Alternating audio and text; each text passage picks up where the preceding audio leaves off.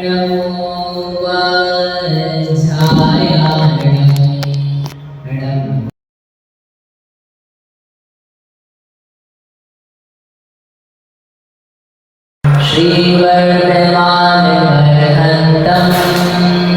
नत्वा बालप्रबोधये विरच्यते मितस्पष्ट सन्दर्भ न्यायदीपिका। परम आनंद श्री न्यायदीपिका जी है, इसके रचयिता आचार्य भगवान श्रीमद अभिनव धर्म भूषण यति है। इसमें दूसरा प्रत्यक्ष प्रकाश चल रहा है। इसमें विशदम प्रतिभासम प्रत्यक्षम, इस प्रकार से विशद प्रतिभास जो है वो प्रत्यक्ष प्रमाण का लक्षण ऐसा बताया था। अब उसमें बौद्ध की परीक्षा पूरी हो गई। योग जो है नैयायिक वैशेषिक, उनके द्वारा जो बताया गया प्रत्यक्ष प्रमाण का लक्षण है वह बराबर नहीं है, उसके बारे में आचार्य वर्णन कर रहे थे। क्या माना उन्होंने? सन्निकर्ष जो है वह प्रत्यक्ष प्रमाण का लक्षण है। इंद्रिय और अर्थ का संबंध होना उसे सन्निकर्ष कहते हैं। तो उसके बारे में आचार्य देव ने कहा भाई वो प्रमाण ही नहीं है, क्योंकि उसमें प्रमाण ही नहीं है, क्योंकि उसमें प्रमिति का करणत्व नहीं है। प्रमिति का करणत्व क्यों नहीं? क्योंकि वह अचेतन है। अचेतन है वह प्रमिति स्वरूप कैसे हो सकता है? प्रमिति का जनक कैसे हो सकता है? इसलिए जब उसमें प्रमाणपना ही नहीं है तो प्रत्यक्षपना कहाँ से आ जाएगा? फिर इसके बाद में उन्होंने और आगे आचार्य देव ने बात कही कि आपका जो लक्षण आप बता रहे हो सन्निकर्ष, कदाचित हम मान भी लें तब भी उस सन्निकर्ष में क्या है? अव्याप्ति दोष पाया जा रहा है। क्योंकि एक 5 इंद्रियों में से एक इंद्रिय जिसका नाम है चक्षु इंद्रिय, वह चक्षु इंद्रिय रूप का सन्निकर्ष करे बिना ही पदार्थों को जान पाता है। तो इसलिए आपका कहना अव्याप्ति दोष से दूषित है।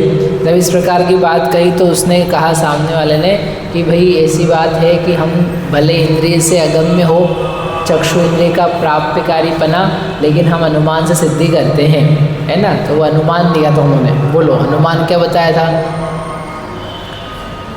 इनको दे दो माइक। अनुमान क्या बताया था उन्होंने?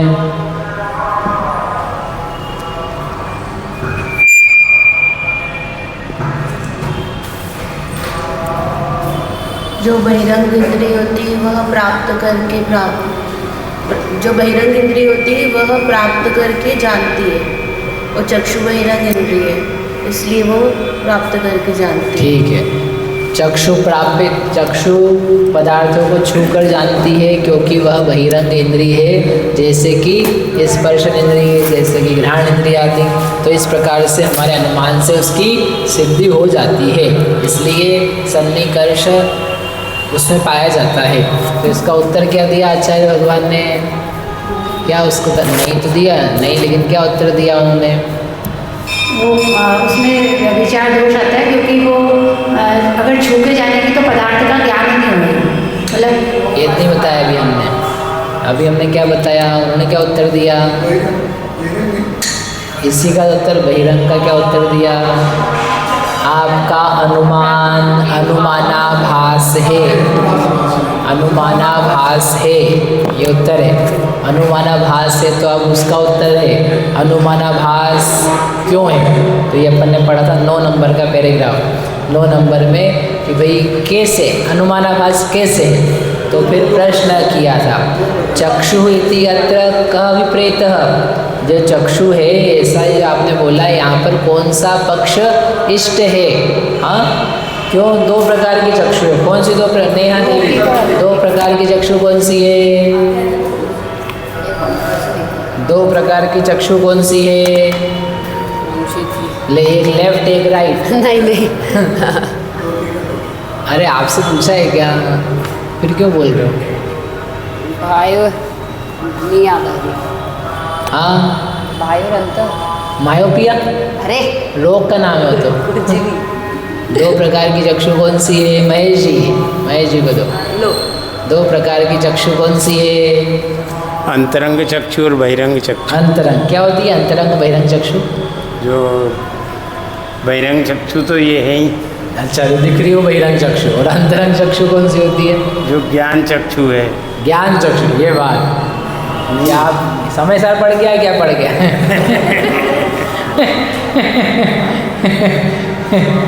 बहिरंग चक्षु अंतरंग चक्षु नहीं है, एक है लौकिक चक्षु और एक है अलौकिक चक्षु। लौकिक और अलौकिक। लौकिक चक्षु है ना जो सब लोग जानते हैं, सरल सी चक्षु है, उसका नाम है लौकिक चक्षु, जो आपको आँख दिखाई दे रही है वो। और अलौकिक चक्षु कौन सी है, आइए बताते हैं। तो यहाँ तक अपन ने पढ़ लिया था, क्या लौकिक क्या अलौकिक है। यदि आप लौकिक मानोगे, अब बताओ लौकिक मानने में क्या समस्या है। लौकिक चक्षु यदि आप मानोगे और उससे ज्ञान होता है तो उसमें क्या दिक्कत है? कालात्यपदिष्ट नाम का हेत्वाभास आता है। अब आपको बताना है कालात्यापदिष्ट हेत्वाभास किसे कहते हैं। शब्द मत देना कि जो काल को खराब करे उसे कालात्यापदिष्ट कहते हैं, वो कोई बात नहीं है। जो उसकी परिभाषा है वो बतानी है। चलो कौन बताएगा? प्रीति दी को बोलो। कालात्यापदिष्ट हेत्वाभास किसे कहते हैं? जो बात, अरे फिर आप शांति तो रखो। जो बात प्रत्यक्ष से सिद्ध है उसको सिद्ध करने के लिए, मतलब सिद्ध है कि ऐसी जैसे अग्नि उष्ण है लेकिन उसको ऐसा बोलना कि अग्नि ठंडी है, मतलब ऐसी बात को सिद्ध करने के लिए जो बाधित हो, जो प्रमाण से बाधित हो, प्रत्यक्ष प्रमाण से बाधित हो, ऐसी बात को सिद्ध करने के लिए समय मतलब वेस्ट करना आपकी बात हो। अच्छा ठीक है, थोड़ा थोड़ा सही है। देखो संजय क्या बहुत देर से बोल रहे हैं, इनको देखो बताओ। आप बोलो, आपका नंबर आया। ले संजय। कालात्यापदिष्ट हेत्वाभास के लिए क्या शब्द प्रयोग किया था, बोलो। वो विषय बाधित कर, हाँ। विषय को बाधित करते देखने में करने में जो भी है विषय बाधित, जो विषय को बाधित करे, विषय जो विषय है हाँ उसके देखने में जो बाधित बना होता है, मतलब साधन जो साधन है वो पूरा, मतलब मैं एक्सप्लेन नहीं कर पा रहे हो। विषय को सब एक्सप्लेन कर रहे थे, दूसरों को आया था तो विषय को बाधित करने में जो है, विषय को जो बाधित करने में कारण बने। हाँ, विषय को बाधित करने में कारण नहीं बनाना है, जिसका विषय बाधित हो, हाँ जिसका विषय, वो विषय को बाधा नहीं दे रहा है। जिसका विषय, अरे कुछ का कुछ अर्थ निकल जाता गलत हो है। गया। जिसका विषय प्रत्यक्ष आदि, प्रत्यक्ष अकेला नहीं, जिसका विषय प्रत्यक्ष आदि प्रमाणों से बाधित होता है, हाँ। जिस हेतु का, और अच्छे से पढ़ लिखना है तो, जिस हेतु का, हम हेतु को हेत्वाभास कह रहे हैं, हाँ। हेत्वाभास कालात्यापदिष्ट नाम का वो विषय, तो जिस हेतु का विषय यानी साध्य, जिस हेतु का साध्य प्रत्यक्ष आदि प्रमाणों से बाधित हो उसे कालात्यपदिष्ट नाम का हेत्वाभास कहते हैं। ऐसा अभी आगे तीसरे अधिकार में आएगा। वो नीचे एक वर्ड दिया था बाधित विषयत्वात्, बाधित विषय है, तो ये आपको वर्ड आना चाहिए। क्या? बाधित विषय। जिस हेतु का विषय, जिस हेतु का साध्य, जो हेतु जिसको सिद्ध कर रहा है वह साध्य अपने आप में क्या है? बाधित है, वो ठीक नहीं है। आपकी प्रतिज्ञा ही खोटी है। आप जो पक्ष बोल रहे हो बेकार है, वो प्रत्यक्ष आदि प्रमाण से बाधित है। जो हड्डी है वह पवित्र होती है क्योंकि शरीर का अंग है, जैसे कि मस्तक। मस्तक पवित्र होता है कि नहीं होता है? वंदे शिरसा, सिर झुका करके नमस्कार करता हूँ, ऐसा लिखा? पैर हिला करके नमस्कार करता हूँ, है? हाथ हिला करके नहीं, हाथ जोड़ करके शिरसा, सिर से। क्यों? सिर हमारे शरीर का एक पवित्र अंग है, उस पवित्रता के साथ मैं आपको नमस्कार करता हूँ। तो उसने हेतु बनाया, हड्डी पवित्र होती है क्योंकि शरीर का अंग है, जैसे कि मस्तक। तो हेतु तो बन गया, आपने अनुमान तो बना दिया, लेकिन वही जगत प्रसिद्ध है कि हड्डी जो है वो पवित्र नहीं होती। हर धर्म ने हड्डी को हड्डी छू के हाथ धो के, हड्डी को अच्छा नहीं माना जाता है। इसलिए आपका जो हेतु है वह आगम से और जो लोक व्यवहार है उससे बाधित है। तो आपकी बात सिद्ध होने के लिए आपने हेतु दिया, वो कैसा? बाधित विषय। बाधित है उसका विषय। हाँ, आगम से भी कोई बात बाधित है, उसके बारे में आप बोल रहे हो, वो कालात्यापदिष्ट है। ठीक है, चलो। तो ये क्या बोलना था, इतनी बातें क्यों करी कि जो पहला आप हेतु बोल रहे हो कि लौकिक चक्षु में वह अनुमान है कि बहिरंग इंद्रिय है, तो आपके हेतु लग तो रहा है सच्चा, लेकिन उसमें कोई दम नहीं है। क्योंकि वह प्रत्यक्ष बाधितत्वात्, प्रत्यक्ष से क्या है, वह विषय बाधित है। क्योंकि सबको प्रत्यक्षता से ही प्रतीत हो रहा है, प्रकट हो रहा है कि भले चक्षु बहिरंग इंद्रिय है, फिर भी उसके कार्य करने का तरीका और बाकी 4 इंद्रियों के काम करने का तरीका अलग अलग है। आज तक भी किसी व्यक्ति ने जैसे लड्डू का रस चखने के लिए उसको जुबान से टकराया है, वैसे किसी ने किसी वस्तु का रंग देखने के लिए उसको पकड़ के अपने पास नहीं लाया है। लाया है तो एक एक व्यक्ति को, अरे दिख नहीं रहा, इधर है ना, और आगे, हाँ अच्छा दिख गया है। एक एक आदमी को टकरा करके, और फिर पूरी साड़ी देखने गई एक महिला राखी पे, बोले साड़ी खरीद के लाऊंगे, तो देख लो जरा रंग दिख नहीं रहा है, तो बोले मेरी साड़ी क्यों बंद नहीं कर रहेगा। आगे पहुँचे वो इतने लोग आगे पहुँचेंगे उससे तो आँखों के रोग हो जाएंगे। तो ये तो बहुत ही वाहियात बात हो जाएगी। तो बोले भाई आज तक हमने नहीं देखा ऐसा किसी को। चश्मा अंदर कर इनकी दुकान बंद हो जाएगी।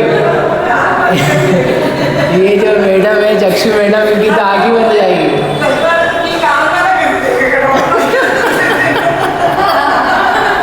ये बात तो सही है। बोले क्या मजाक है। इसलिए भाई तुम्हारी बात प्रत्यक्ष से बाधित है, तुम समझ नहीं रहे बात को। इसको बोलते आप टाइम पास कर रहे हो, हमारा टाइम खराब कर रहे हो। हाँ चलो दूसरा ये हो गया, पढ़ लिया था अपन ने, यहाँ तक आगे। द्वितीय, तीसरी लाइन दिख रहा है। द्वितीय तु आश्रया सिद्धि अलौकिकस्य चक्षुषः अद्य अपि असिद्धे।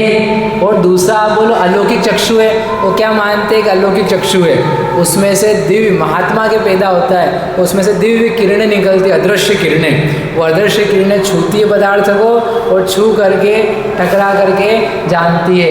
ऐसी अलौकिक चक्षु होती है, वो सबको नहीं होती है, वह महात्मा दिव्य योगी पुरुष को होती है। जैसे तीसरी आँख खुल जाती है, हाँ थर्ड आई के कोर्स होते हैं आजकल, थर्ड आई ओपनिंग के।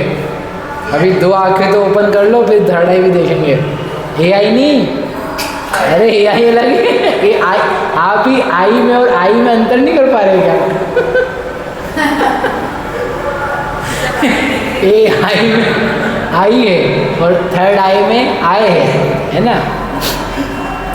तो थर्ड आई, अब जो भी देखो अंग्रेजी कमजोर है हमारी, आई की आय कितने प्रकार के आए होते हैं? नहीं, वो आई के स्पेशलिस्ट है। वो आई द्रव वाली आई, हिंदी वाली आई। चलो तो द्वितीय, वो आचार्य भगवान कह रहे हैं आपकी जो द्वितीय चक्षु है ना भैया, वो द्वितीय चक्षु की तो बात ही निराली, वो तो कुछ बात ही गड़बड़ है। क्योंकि वो कैसी है, अलौकिक। नहीं अलौकिक नहीं, उसके लिए क्या दिया, द्वितीय चक्षु में अलौकिक चक्षु।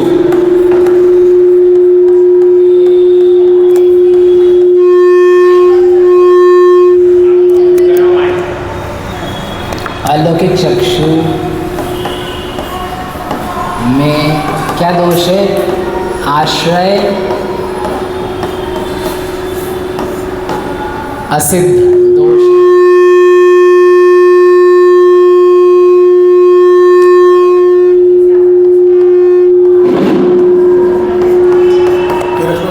द्वितीय में क्या है, आश्रय असिद्ध का दोष है। क्यों दोष है, क्योंकि कहाँ गया द्वितीय, अलौकिकस्य चक्षुषः अद्यापि असिद्ध है, क्योंकि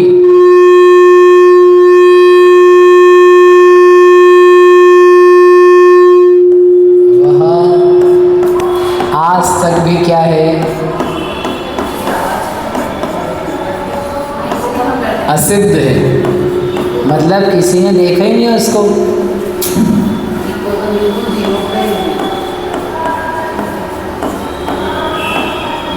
उसको दूर रख दो, वहाँ पे कॉर्नर में कुछ नहीं होगा, कुछ नहीं करना है, क्योंकि वह आज तक भी असिद्ध है। असिद्ध है नहीं लिखा, आज तक भी असिद्ध है, मतलब अरे आप लोगों ने क्या करा, उसको दूर रखो, कुछ नहीं करना है, दूर ले जाओ उसको। वह जो अलौकिक चक्षु है, इसकी आवाज़ बढ़ा दो प्लीज़। वह जो अलौकिक चक्षु है वह आज तक भी क्या है, असिद्ध है, मतलब उसकी सिद्धि नहीं हो पाई है। आपने आज तक भी उनको दिखा नहीं पाया, ना उसके बारे में किसी प्रकार का दर्शन हो रहा है, ना किसी व्यक्ति को प्राप्त है। कौन सा चक्षु? अलौकिक चक्षु। वो जो दिव्य किरणें निकलती है और सब लोगों को पता चल जाता है, सब लोग क्या, वह लोगों को छू करके, पदार्थों को छू के जानता है, समस्त क्षेत्र काल का ज्ञान है। ऐसा वह जो अलौकिक चक्षु है, उसके आश्रय की यानी उसकी उपलब्धि नहीं है। तो उसको क्या बोला उन्होंने? आश्रय सिद्धि। उसका आश्रय यानी आधार कोई है, वह पाया जाता है, ऐसी उसकी क्या पाई जा रही है? असिद्धि। क्योंकि वह आज तक भी, अद्यापि लिखा है ना, अद्यापि असिद्ध है, आज तक भी वह सिद्ध आपके द्वारा हमारे लिए नहीं किया जा सका है, इसलिए वह आश्रय असिद्ध नाम के दोष में है, तो उसको भी छोड़ दो। तो बेसिकली आपका जो अनुमान था लौकिक चक्षु के लिए भी एप्लीकेबल नहीं हो रहा है और अलौकिक चक्षु के लिए भी एप्लीकेबल नहीं हो रहा है। हाँ, आगे ये हो गई बात। तो ये दोनों की बात, तो हमने क्या सिद्ध किया कि आपका जो अनुमान है वह अनुमान नहीं है, अनुमानाभास है। क्यों अनुमानाभास है? क्योंकि ना लौकिक चक्षु। अब ये प्रश्न भी क्यों किया हमने लौकिक अलौकिक का? क्योंकि आप लोग दो टाइप की चक्षु मानते हो, अभी वो दो टाइप की नहीं मानता, तो हम ये प्रश्न नहीं करते, हम सीधे ही बस एक ही उत्तर दे करके फिनिश कर देते कि वो आपका ये चक्षु की आप एक बात अनुमान लगा रहे हो वह तो अनुमानाभास है। लेकिन चूंकि आप लोग चक्षु के नाम पे दो बातें मानते हो, लौकिक चक्षु और अलौकिक चक्षु, तो फिर हम दोनों के बारे में बात करके सिद्ध करते। नहीं तो ऐसा हो जाएगा कि हम बोलेंगे लौकिक के लिए, आप बोलोगे हम तो अलौकिक की बात कर रहे थे, अलौकिक तो छू के ही जानता है, हम अलौकिक की निराकरण करेंगे, आप लौकिक की बात करोगे, तो हम पूरे ही बात करते हैं आपसे। जहाँ जहाँ जितना चक्षु तुमने माना है उस सब की हम बात करते हैं। तो बात करके उन्होंने ये प्रूव किया कि देखो भाई, ना लौकिक ना अलौकिक। समझ में आया? अब देखो और एक बड़ी अच्छी बात सुंदर आचार्य हेतु देते हैं। शाखा सुधा दिधीति समान काल ग्रहण अन्यथा अनुपत्ते च चक्षु अप्राप्यकारी इति निश्चयते। बहुत सुंदर। क्या बोला कि चक्षु का अप्राप्यकारीपना, चक्षु का अप्राप्यकारीपना सिद्ध होता है। एक वाक्य पूरा हो गया। दूसरा लिखते हैं, चक्षु का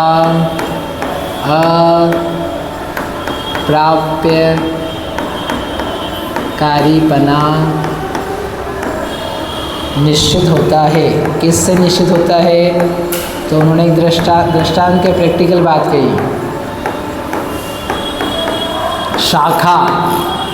शाखा यानी वृक्ष की शाखा। तो वृक्ष की शाखा से आप चांदनी रात में देख रहे हो, तो शाखा देख रहे हो, शाखा के ऊपर आगे क्या बड़ा हुआ क्या दिख रहा है? चंद्रमा दिख रहा है। शाखा सुधा दिधीति। सुधा दिधीति यानी क्या है? चंद्रमा। जो चंद्रमा जो सुधा को दिधीति यानी देता है, चंद्रमा से क्या बरसता है? अमृत। पता है कि नहीं आप लोगों को? शरद चंद्रमा क्या बोलती, शरद पूर्णिमा खाई कि नहीं खाई? लोग क्या करते हैं, अरे शरद पूर्णिमा है, ऊपर रात को चांदनी में क्या रख दो? खीर रख दो, दूध रख दो, और फिर सुबह उठ करके उसको खाओ, तो क्या हो जाता है? उसको अमृत बन जाता है। खाया कि नहीं आज तक? शरद चंद्रमा आगे खीर, शरद चंद्रमा आगे नहीं, शरद पूर्णिमा, शरद पूर्णिमा। ऐसा लोग मानते कि नहीं मानते हैं? मानते हैं। अब पता नहीं वो ऊपर से चंद्रमा में सूरज अमृत निकलेगा कि कोई और अमृत दे जाएगा। देखो, चंद्रमा की किरणों का प्रभाव रहता है, उससे वस्तुएं एल्केलाइन बन जाती, अम्लीय तत्व क्या हो जाता है? क्षार बन जाता है। पानी होता है ना, पानी, पानी जो छाड़ ले, पानी घर में, तो उसको रात में आप क्या रख दो, छत पे रख दो, चंद्रमा की किरणें उसके ऊपर पड़ेगी तो वो पानी के गुणधर्म बदल जाएंगे। हाँ, ऐसा करके देख लेना, 3 मंजिल ऊपर जाना पड़ेगा। तो इसलिए उसका शास्त्र में नाम क्या दिया है, सुधा दिधीति। शास्त्र में मतलब व्याकरण शास्त्र में जो जिसका काम है, तो ये सुधा दिधीति आचार्य भगवान ने कितना सुंदर शब्द प्रयोग किया, सुधा दिधीति, जो सुधा देता है ऐसा चंद्रमा। तो क्या बात बतानी है, आप देखो खड़े होकर अपने घर की छत से या ज़मीन से वृक्ष दिख रहा है, वृक्ष की शाखा दिख रही है, और शाखा के ऊपर क्या दिख रहा है, चंद्रमा दिख रहा है। तो क्या इसमें क्या बताना चाहते हो, ये बताना चाहते हैं कि तुम क्या बोल रहे हो कि चक्षु इंद्रिय प्राप्तिकारी, छू के जानती है, तो भले आदमी छू के जानेगी तो ये शाखा इतनी दूर है, हाँ, और शाखा के पीछे चंद्रमा कितना दूर है, बहुत दूर है। कितना बहुत दूर है, करोड़ों किलोमीटर दूर है। अब जो चीज़ करोड़ों किलोमीटर दूर है और जो चीज़ 500-600 मीटर पे है, 100 मीटर पे है, तो हम उसको भी देख रहे हैं, उसको भी देख रहे हैं, एक साथ देख रहे हैं कि अलग अलग देख रहे हैं, एक साथ। आज तक भी किसी को लगा हाँ ये शाखा तो आ गई, चंद्रमा भी थोड़ी देर में आएगा, हाँ अब आ गया, अब दिखने लगा। क्यों, क्योंकि छू के जानते, भाई मेरी आंखों से किरणें निकलती है, किरणें निकल करके वो छू के जानती है। तो कहते हैं कि भाई शाखा और चंद्रमा इन दोनों का समान काले ग्रहण, समान काल में उनका ग्रहण हो रहा है, तो उस समान काल में ग्रहण की अन्यथा अनुपत्ति है। यदि वो चीज़ें छू करके जानी जाती तो फिर शाखा को जानने में और चंद्रमा को जानने में क्या लगता, समय लगता। अरे थोड़ा सा तो लगता, थोड़ा सा तो लगता, भले half a second, fraction of second, जो भी मानो तो वो लग कर के आज तक भी किसी को ऐसा लगा कि मैंने जितनी देर में शाखा को जाना उससे थोड़ी सी ज़्यादा देर में ऊपर रहे चंद्रमा को जाना। अभी सूरज को नहीं दिखाया हमने, सूरज को दिखाने में तुम्हारी आंखें बंद हो जाएगी। इसलिए किसको अच्छी तरीके से तुम आंखें खोल के देख पाओ तो तुमको हम चंद्रमा दिखा रहे हैं, शीतलता देने वाला, कि उसको देखो, तो देख करके तुम लोग घर जाके निर्णय कर लेना रात को कि ये आंखें छू करके जानती है कि नहीं जानती। कितनी अच्छी बात कही। तो उनका ग्रहण समान काल में अन्यथा नहीं हो सकता है। यदि चक्षु इंद्रिय छू करके जाने, वस्तुओं का सन्निकर्ष करके जाने, तो फिर वह चंद्रमा को और शाखा को एक ही काल में ग्रहण नहीं कर सकती है। ठीक है ना। जो वस्तु गंध जो नाक के पास में है और जो नाक के दूर में है, तो एक साथ जान लेते हैं क्या उनको कि यहाँ की गंध जानी, फिर वहाँ की गंध यहाँ तक आने में या अपन वहाँ तक जाने में जितना समय लगेगा उतना अंतर पड़ेगा। तो ऐसे ही कोई भी वस्तु कर लो, ठंडी लग रही है, यहाँ ठंडी लग रही है, एसी चलाना चालू किया, हवा आ रही है उससे, अपन इधर बैठे तो यहाँ गर्मी लग रही है, तो उसका स्पर्श का एहसास होता है कि वहाँ का उस दूर से आती हुई गर्मी होता है। फिर धीरे धीरे क्या होता है, वो एसी की हवा फैलते फैलते कमरे में भर गई। अब क्या होता है, अब हवा का स्पर्श ठंडा आ जाता है। तो ये कैसे हुआ कि क्रम से वस्तु, क्योंकि स्पर्शन इंद्रिय के द्वारा वस्तु को छू करके जाना जाता है। तो अभी हमने यहाँ का स्पर्श किया है, वहाँ की हवा का स्पर्श कुछ देर बाद में हो रहा है। तो आप रसना का करो, घ्राण का करो, कर्ण का करो, चाहे स्पर्श का करो, किसी का भी करो, यदि वस्तुओं में अंतराल है तो उनके संबंध में ज्ञान की उत्पत्ति टाइम में होती है, समय में होती है, क्रम से होती है। लेकिन यहाँ चक्षु इंद्रिय के बारे में ये बात है कि दो पदार्थ बहुत एक पास एक दूर है, लेकिन उन दोनों का जो ज्ञान है वह ज्ञान समकाल में हो रहा है। क्यों हो रहा है समकाल में, कैसे हो रहा है समकाल में? क्योंकि वह छू करके सन्निकर्ष करके नहीं जान रही, वह प्राप्तिकारी है, सिद्ध हो रहा है। इसलिए ये बिल्कुल बच्चों जैसे हमने आपको दृष्टांत दिया है, इससे तो आपको समझ में आ जाना चाहिए कि चक्षु इंद्रिय प्राप्यकारी नहीं है। ये इससे निश्चय होता है। क्या निश्चय होता है? चक्षु का अप्राप्यकारीपना निश्चित होता है। रीजनिंग क्या है? क्योंकि चंद्रमा और सागर एक साथ, शाखा चंद्रमा और चंद्रमा समान काल में, चूक बिना चूक का ग्रहण यानी ज्ञान है, का ज्ञान, क्योंकि शाखा और चंद्रमा का ज्ञान अन्यथा समकाल में नहीं हो सकता था।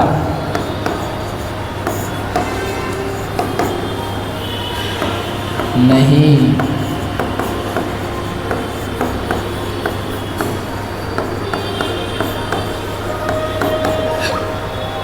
ठीक है, अन्यथा अनुपत्ति वर्ड दिया ना, अन्यथा अनुपत्ति यानी ऐसा होता तो ऐसा नहीं हो पाता, तो यहाँ दिया है अन्यथा अनुपत्ति है, अन्यथा अनुपत्ति से, इसको बनाया हमने हेतु, उससे चक्षु अप्राप्यकारी, चक्षु अप्राप्यकारी है, इति निश्चयते, ऐसा निश्चय होता है, चक्षु अप्राप्यकारी है, अन्य क्योंकि शाखा और चंद्रमा का ज्ञान अन्यथा समकाल में नहीं हो पाता, चूंकि उनका ज्ञान समकाल में हो रहा है इसलिए चक्षु अप्राप्यकारी निश्चित होती है। ठीक है, तत् एवं सन्निकर्ष अभावे अपि, इस प्रकार से वह सन्निकर्ष का अभाव होने पर भी चक्षुषा, चक्षु के द्वारा रूप प्रतीति ही जायते, रूप की प्रतीति, रूप का ज्ञान बोध जायते हो जाता है, इति ऐसा निश्चित हुआ, यानी सन्निकर्ष के अभाव में भी चक्षु के द्वारा रूप का ज्ञान होता है। इसके द्वारा क्या सिद्ध हुआ? अव्याप्ति, जो हम अव्याप्ति लेके चल रहे थे कि आपके सन्निकर्ष में अव्याप्ति बना है, तो वह अव्याप्ति दोष यहाँ पर देखा जा रहा है, उसका निराकरण आप नहीं कर पाए हो। ततः सन्निकर्षः अव्यापकः त्वात्, सन्निकर्षः अव्यापकत्वात् प्रत्यक्षस्य स्वरूपम न भवति, सन्निकर्ष प्रत्यक्ष का स्वरूप नहीं है, क्योंकि अव्यापक है। अंतिम वाक्य उनका क्या दिया है? चक्षु नहीं, सन्निकर्ष, ये हमारा हेतु है, देखो सन्निकर्ष प्रत्यक्ष का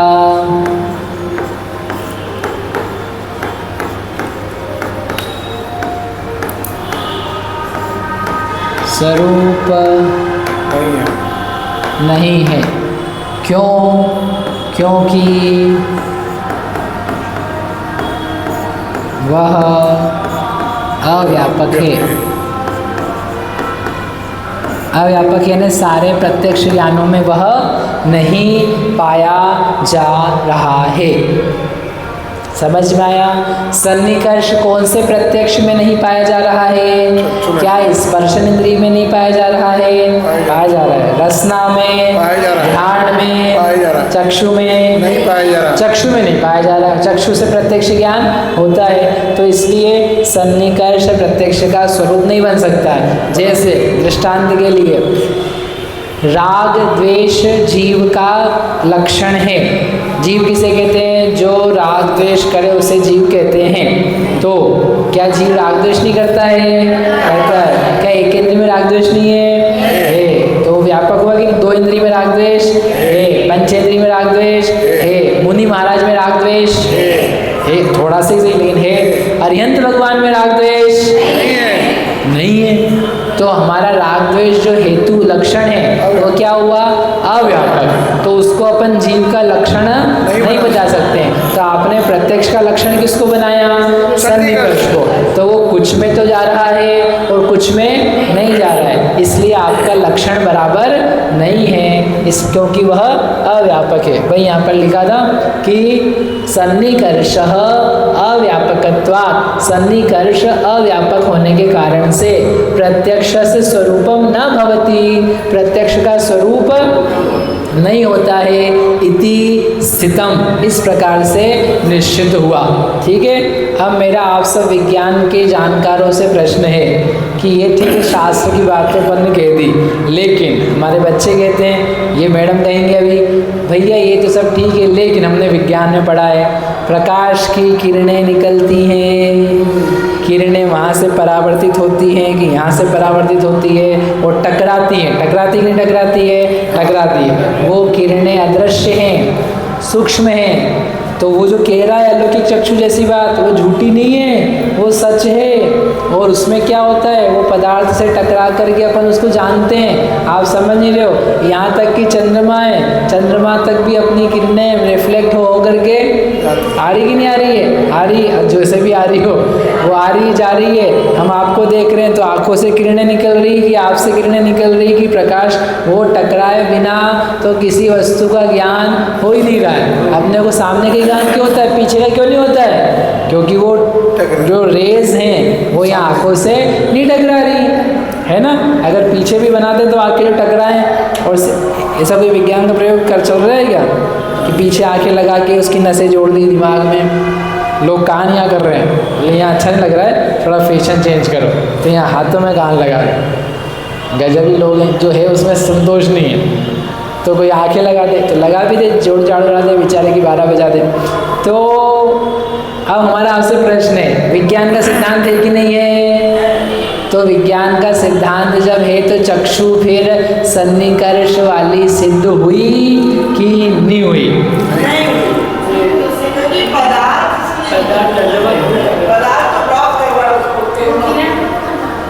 हाँ, अरे आंखें किरण को नहीं जान रहे, किरण, हाँ किरण से इमेज बनती है, तो फिर पदार्थ के टकराए बिना किरण बन रही है क्या? स्पर्श इंद्रिय नहीं है, चक्षु, हाथ से नहीं छुआ है हमने, हाथ से नहीं छूना है, आंखों से। आपको देख रहे ना तो यहाँ से आप दिख नहीं रहा है, देखो, लेकिन ये विज्ञान, और सही बात है, झूठ नहीं है। हाँ। ऐसा नहीं कि आप बोलो विज्ञान तो झूठा है, नहीं नहीं नहीं, वो दिखा देगा आपको, वो आपको सूक्ष्मदर्शी यंत्र लेकर के दिखा देगा, देख लो ये कार्यक्रम चल रहा है। सो आप झूठ नहीं बोल सकते हो, विज्ञान जो बातें कह रहा है उसके पास उसका कुछ आधार है, ठीक है। एजम्पशंस, पुरानी बातें जो उसने नहीं देखी है कि दुनिया कब थी और कब बिग बैंग थ्योरी, वो देखी नहीं है, उसको छोड़ दो। लेकिन जो वो सामने कह रहा है कि भाई इतना सूक्ष्म है, यहाँ पर वेव्स हैं, किरणें हैं, तो किरणें हैं, तो सहायक सामग्री है, तो सहायक सामग्री तो हम इंद्रिय को ही मानते हैं, इसको ही मानते हैं, लेकिन वो टकरा करके जान रहा है, ऐसा तो सिद्ध हो रहा है। तो ये सब सुन करके जितने नैयायिक हैं, वैशेषिक है, वो लोग तो नाच रहे हैं, बोले आप लोग जैनी चाय कचू कहते रहो, विज्ञान कह रहा है कि पदार्थों को टकरा करके चक्षु जानती है। अब बोलो जैनो, तुम्हें क्या कहना है, तुम्हारे भगवान क्या कहेंगे इस बारे में?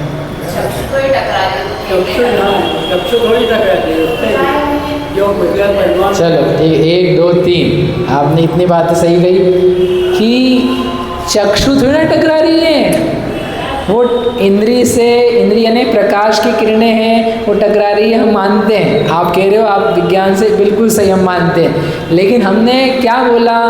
हमने ये बोला कि चक्षु इंद्रिय से पदार्थ टकराए, तो तुमने जैसे लड्डू को चखने के लिए जिबान पे किसको रखा? लड्डू को। ऐसा नहीं कि दूर से ही एक किरण निकल रही है जिबान से, ऐसे ऐसे करके खा खा के आ रही है, ऐसा नहीं।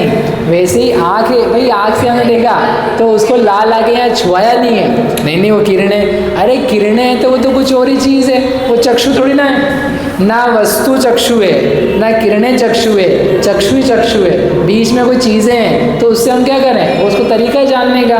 चक्षु इंद्रिय के द्वारा किरणों के माध्यम से, प्रकाश के परावर्तन आदि के माध्यम से वस्तुएं जानी जाती हैं, जानी जाए, जानी जाए। किरणें चक्षु इंद्रिय नहीं है, किरणें तो भिन्न वस्तु है। मालूम पड़ा किसी के, बोले यार मेरी ना आंखें खराब हो गई है, वो जितना प्रकाश का वो उन्होंने लाइट का स्टॉक दिया था, वो किरणें सारी खत्म हो गई निकल निकल के। तो मैडम थोड़ी सी चक्षु, हमारे चक्षु में क्या भर दो? थोड़ी किरण भर दो, बैटरी चार्ज कर दो हमारी। क्यों मैडम? थोड़ी ऐसे लाइट भरने वाले यंत्र आ रहे क्या? लाइट भर दो। अरे लाइट को यहाँ थोड़ी ना है, लाइट तो यहाँ है, लाइट तो यहाँ है। तो लाइट, अरे वो ऐसी ऐसी बातें करेगा अभी, या तो कम दिया उन्होंने प्रमेय, ये तो अपने समाप्त कर दिया कि हम तुम्हारी बातें ज़्यादा नहीं सुनेंगे। वो प्रमेय कमल मार्तंड में इस बात के ऊपर 10 पेज लिखे, इतनी बातें करी उसने कि आचार्य को इतना समझाना पड़ा। मेरे भाई बोल रहा है कि चक्षु से कलों की किरण निकलती है, वो तेज वाली रहती है, चमकीली रहती है। तो आचार्य ने ये तक समझाया, नदी पानी में जाओ, पानी के बाहर खड़े रहो, वहाँ पर नीचे एक ज़मीन पे तल पे वस्तु दिख रही है, तो तेरी किरण जो गरम गरम है वो पानी में जाके कैसी हो जा रही है, जा रही क्या वहाँ तक, दिख तो रहा अपने को, और वो किरण वहाँ कैसे जाएगी, किसी को दिख भी नहीं रही है, तू कैसी बातें कर रहा है। मतलब वो ऐसी ऐसी बातें कल्पना में निकल के आ रही है, ऐसा होता होगा, ऐसा होता होगा। भाई ऐसा वैसा कुछ नहीं होता है, सीधे सी बात है, चक्षु सन्निकर्ष नहीं करती। क्या जा रहा तेरा बिगड़ मानने में, लेकिन अब हमारे गुरुजी ने बोल दिया, हाँ हमारा मत बिगड़ जाएगा, हमारे गुरुजी ने बोला हुआ है, अब तू कैसे मान जाए, तो कैसे मान जाए। इसलिए वो ग्रंथ में क्या लिखा है, सुत्तादो तम सम्मम दर्शित जंतम जदान सद्धयति, कि भाई तेरे को सूत्र दिखाया जा रहा है, फिर भी यदि वो उसको ना माने तो क्या हो जाता है, मिथ्या दृष्टि तदोपयोगी, उसी समय से मिथ्या दृष्टि हो। कदाचित किसी गुरु ने देखो सिखा दिया, हम समझ गए कि नहीं कोई किरण निकलती अदृश्य भगवान ने बोली है, ठीक है वही बोली होगी, मान गए। लेकिन हम तुमको बता रहे हैं चक्षु में कोई सन्निकर्ष नहीं, तो तब भी नहीं मान रहे हो, तुम्हारे ज्ञान में और श्रद्धा में दोष ही दोष, ठीक है। हाँ अब तो तुम्हारा हट्टी, पहले तो तुम गुरु आज्ञा पे मान रहे थे, तुम्हारा विश्वास था, नहीं दिखने पर भी मान रहे थे, वेरी गुड। अब तुमको दिखा रहे हैं सही, फिर भी नहीं मान रहे हो, वेरी बैड। इसलिए आगम का अध्ययन करना चाहिए, सभी पक्षों के लोगों को सारे शास्त्रों का अध्ययन करना चाहिए, ताकि हम कहीं कुछ गलत तो नहीं सीख गए, गलत तो नहीं मानने लग गए, तो आपका ज्ञान क्या होगा, निर्मल। ऐसा नहीं कि 2 बातें सीख करके अब कोई दूसरा बता देगा, कुछ और चढ़ जाएगा तो सीखना ही नहीं। ऐसे ऐसे गुरुजियाँ भी जैनों में जो ये बोलते हैं हमारे अलावा किसी का सुनना ही नहीं है, हमारा ही सुनना है, वो ये गलत बताता है, वो ये गलत बताता है, वो ये गलत बताता है, सही कौन बताता है, बस मैं ही बताता। तो नियम दिलाते हैं ऐसा, घर गृहस्थ लोग भी दिलाते हैं, कोई त्यागी लोग भी दिलाते हैं कदाचित, कि हमारे अलावा तो सुनना ही नहीं है, और अपना जब से हमने ये सुनी बात की वैसे करते हैं। हमने क्या है, किसी को ऐसा नहीं है, हमको दिलवाना ही नहीं है, हमारा ही सुनो, नहीं तो दुनिया में जाके सबका सुन जा, और देखो जो सही समझ में आए तो आके बता दो। हम इतना अच्छा बनाना चाहते हैं कि तुम सीख जाओ, तुमको सबको परीक्षा करना आ जाए, कौन सच्चा है कौन झूठा है, क्यों बांधना है, किसी को भी क्यों बांधना है। हाँ पूछोगे तो बता देंगे कि यहाँ पर ये दोष की संभावना है, सावधानी से सुनो, लेकिन नियम दिलाया जाता है, नियम पक्का नियम नहीं सुनना है। क्यों, तुम आँखें क्यों बंद करवाना चाहते हो, किसी आँखें क्यों बंद करवाना चाहते हो, लेट इट बी ओपन, नहीं उसका बुरा हो जाएगा। तुम्हारी पढ़ाई का तुम कुछ तो विश्वास करो, तुमने पढ़ाया है, हाँ तुमने पढ़ाया है, तुम इतना अच्छे से पढ़ाओ ना कि कहीं भी कोई उसको तर्क भी देने आए वो नहीं उलझे, और फिर भी उलझेगा तो योग्यता ये उत्तर नहीं तुम्हारे पास, व्यक्ति की योग्यता, सबके भाग्य विधाता अपन थोड़ी ना है, सबको मैं अपने भैया तुम सब लोग मेरे साथ ही मोक्ष चलना, क्यों चलना, जिसको जब जाना तब जाना, सबके भाग्य विधाता बनने की ज़रूरत नहीं है। आप ज्ञान का उपदेश कर सकते हो और कुछ नहीं, समझे, इसलिए कुछ नहीं, तुम्हारे को कोई नियम नहीं है, जहाँ जाना हो वो भैया अच्छे से सुनना हो, दूसरा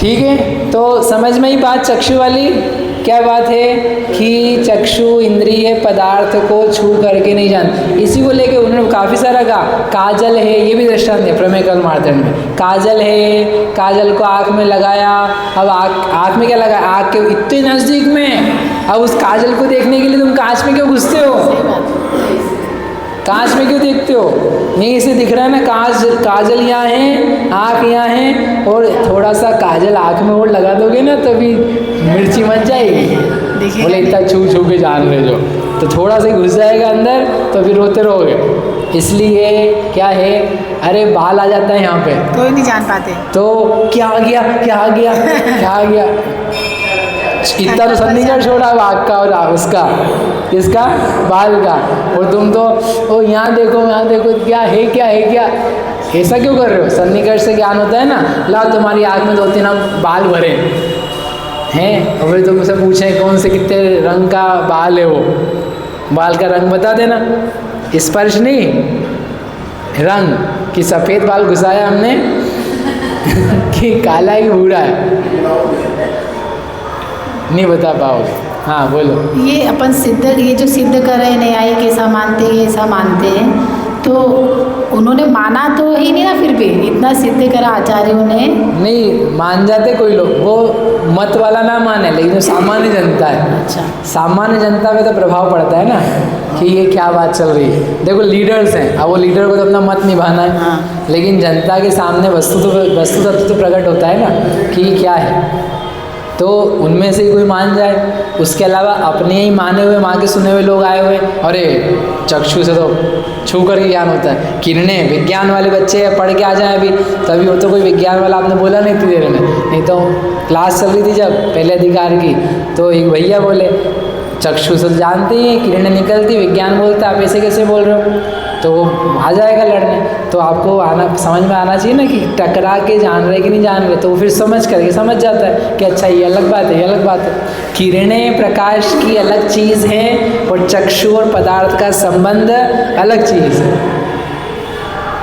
और अपन ये मतलब दूसरों से अपन ये सिद्ध कर रहे हैं, वो इतने इजीली मान लेते कि मतलब अपन ये देखो कि मान रहे हैं, अगर वो तो वो मान रहे हैं, और जो अपने ही सिद्ध है वही बात अपन सिद्ध किसी को करो तो वो कैसे माने, वो तो मानते ही नहीं है ना। फिर जैसे ये तो सिद्ध दूसरे के लिए अपन करेंगे, मत वाले तो अपन देखो तो वो लोग मान लिया ईजिली, अगर अपने आचार्य ने सिद्ध करा उन्होंने एक्सेप्ट भी कर लिया, ठीक है। और जो अपने यहाँ सिद्ध ही है, जो अपने ही मत है, तो फिर अपने यहाँ अपन अपने वालों को ही नहीं बता पा रहे ना कि ये ऐसा है, तो वो मतलब क्या फिर नहीं समझ में नहीं आया, जैसे ये क्या सिद्ध नहीं कर पाए? कुछ भी चीज़ है, जैसे मिथ्यात्व है अपन ये मानो, हाँ। कोई बोले मिथ्यात्व नहीं है, अपने वाला वो तो ये तो अपने आचार्य नहीं, अपने वालों को अपने बचाए। तो समझाना पड़ता है ना उसको, शास्त्र के जो यहाँ जैन ही है, तो जैन को कोई बात समझाने के लिए आगम है, आगम प्रमाण में कही है, पूर्वाचार्यों ने कही है, तो आगम प्रमाण के द्वारा वो बातें स्वीकार की जाती है। इसलिए क्या है, प्रमाण के 2 भेद हैं, तब भी नहीं माने आगम से, तो देखो भाई प्रमाण के 2 भेद हैं, प्रत्यक्ष और परोक्ष। परोक्ष प्रमाण में क्या आता है, आगम भी आता है, स्मृति, प्रत्यभिज्ञान, तर्क, अनुमान, आगम, तो आप आगम को तो स्वीकार करना पड़ेगा। यदि नहीं मानोगे तो तुम खुद ही बाहर हो जाओगे, आप खुद ही क्या हो जाओगे, जैन धर्म यानी आपके जैनत्व से बाहर हो जाओगे। इसलिए आगम तो आपको मानना पड़ेगा, आगम तो स्वीकार करना पड़ेगा, या फिर दोष बताओ तो होगा वैसे।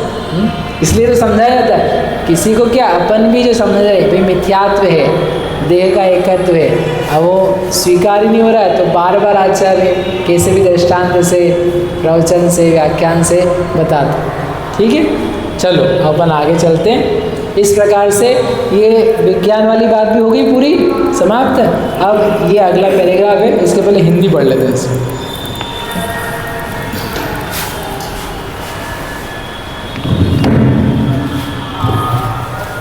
कौन सा नंबर है? 9 नंबर है ना,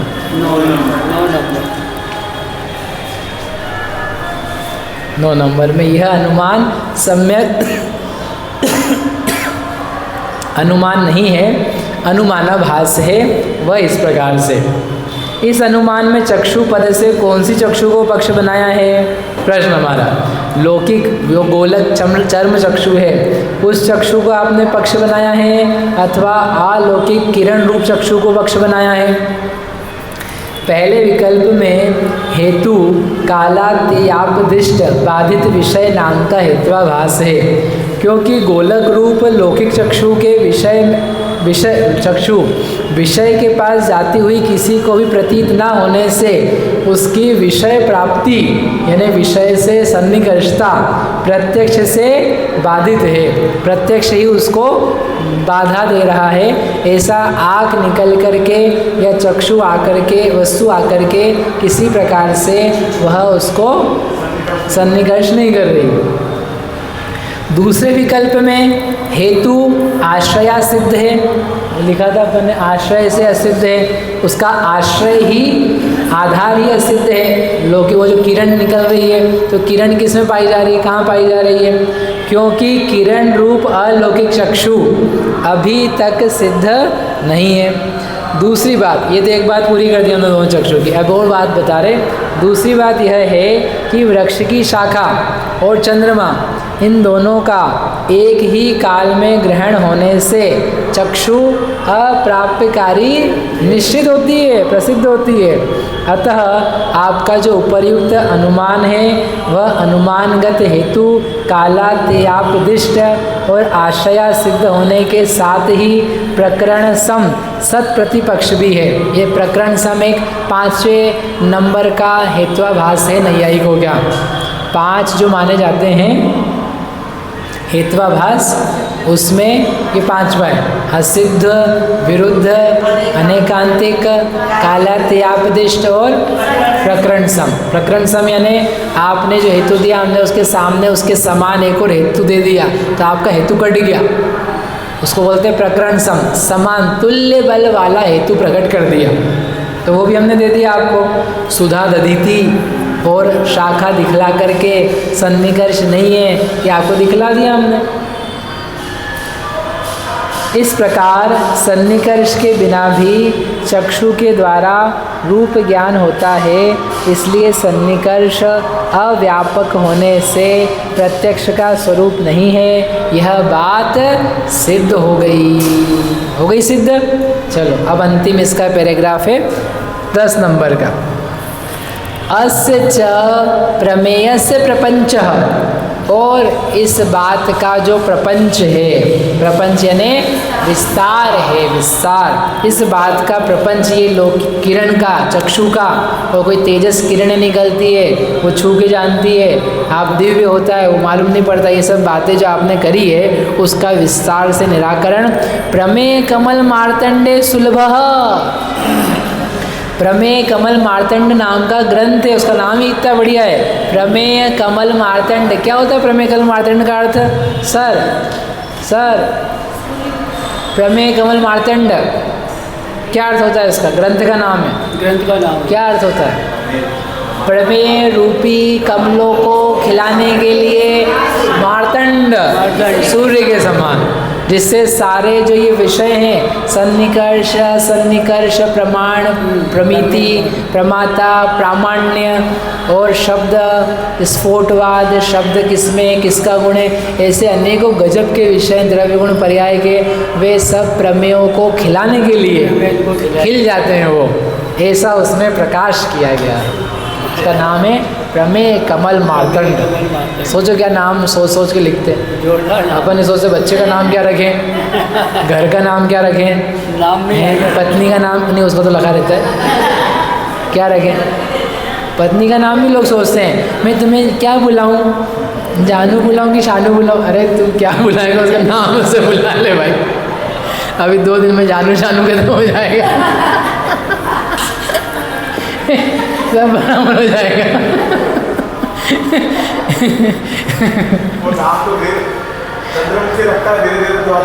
हाँ, तो इसलिए नहीं रखो, उसका जो नाम रहने दो। जो ऐसा नाम है शास्त्र का, प्रमेय कमल मार्तंड, महाबंध, महाधवल, जयधवल, प्रमेय रत्नमाला, प्रमेय रत्न अलंकार, सम्यक तो कौमुदी, चिंतामणि, हाँ, यशस तिलक चंपू, ऐसे ऐसे नाम। तो किसने लिखा है प्रमेय कमल मार्तंड? किसने लिखा है बोलो? बहुत सुंदर ग्रंथ है, उसके आधार से सब लिखा है। आचार्य प्रभाचंद्र स्वामी। बोलो आचार्य प्रभाचंद्र स्वामी की गजब कर, सबको पढ़ना चाहिए। अब वो कह रहे हैं वह विस्तार, वो कह रहे हैं वहाँ खूब विस्तार से लिखा हुआ है, तो वहाँ पर लिखा हुआ है तो संग्रह ग्रंथत्वात्, संग्रह ग्रंथ होने के कारण से तू न इह प्रतन्यते, इस बात का यहाँ पर प्रतन्यते विस्तार नहीं किया जा रहा है। इह यानी इस ग्रंथ में, चूँकि यह ग्रंथ कैसा है, मित स्पष्ट संदर्भ, मित है ना, मित यानी क्या बताया था, थोड़ा सा है, अमित नहीं है, वो अमित है, वो सूर्य है। हमारी तो दीपिका है, प्रमेय कमल मार्तंड, न्याय दीपिका, ये दीपिका है, मार्तंड है। तो भाई दीपिका का इतना ही प्रकाश है कि वो दिखा दे, लेकिन और तुम्हें अच्छे से जानना है तो माइक्रोस्कोप जो है वो मैडम के पास है, उसके पास जाके, है ना माइक्रोस्कोप, आँखों में लगता है, कुछ और भी देख सकते हो उसमें, सब देख सकते हैं। जिसको भी एक्सपेरिमेंट करना हो वो जा सकता है, पैसे देना हो। ऐसे ही ये क्या है, वो सूक्ष्म माइक्रोस्कोप है मार्तंड, और हमारी दीपिका है, इसलिए यहाँ पर संग्रह ग्रंथ होने के कारण से यहाँ पर उसका विस्तार नहीं किया जाता है। एवं, अब पूरा निष्कर्ष कर रहे हैं, लक्षण का ये परीक्षा पूरी हो गई हमारी। एवं इस प्रकार से न सौगत अभिमतम निर्विकल्पम प्रत्यक्षम, ना तो सौगत यानी बौद्ध के द्वारा माना गया निर्विकल्प है वह प्रत्यक्ष का लक्षण है, न अपि ना ही योग अभिमत इंद्रिय अर्थ सन्निकर्ष, और ना ही योग वालों के द्वारा माना गया इंद्रिय पदार्थ के सन्निकर्ष रूप वस्तु प्रत्यक्ष का लक्षण है। किम तरही, तो फिर प्रत्यक्ष का लक्षण क्या है? विशद प्रतिभासम ज्ञानम एव प्रत्यक्षम सिद्धम, जो विशद प्रतिभास ज्ञान है वह ही प्रत्यक्ष का लक्षण है, क्योंकि वह निर्दोष है, उसमें कोई दिक्कत नहीं है, सब लोगों को प्रतीति में भी आ रहा है, सब लोगों को समझ में भी आ रहा है, और वह सत्य है। इस प्रकार से यह लक्षण का उद्देश्य, निर्देश और परीक्षा, लक्षण निर्देश और परीक्षा पूरी हुई। कोई प्रश्न है इसमें किसी को? नहीं है? चलो इसका हिंदी पढ़ करके पूरा करते हैं, आगे फिर अपन कल पढ़ेंगे। हिंदी में पढ़ो।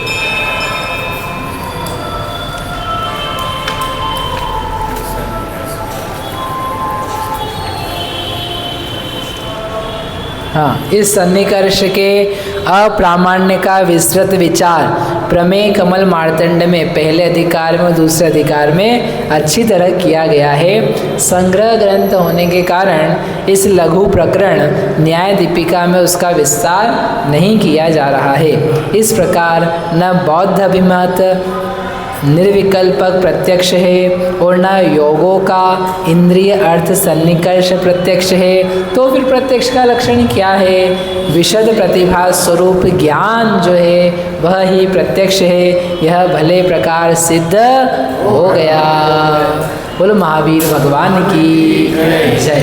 इससे अपने को क्या समझ में आया कि देखो भाई ज्ञान की महिमा है, ज्ञान ही प्रत्यक्ष प्रमाणात्मक होता है, इसलिए ज्ञान का कीमत, ज्ञान की कीमत करनी चाहिए।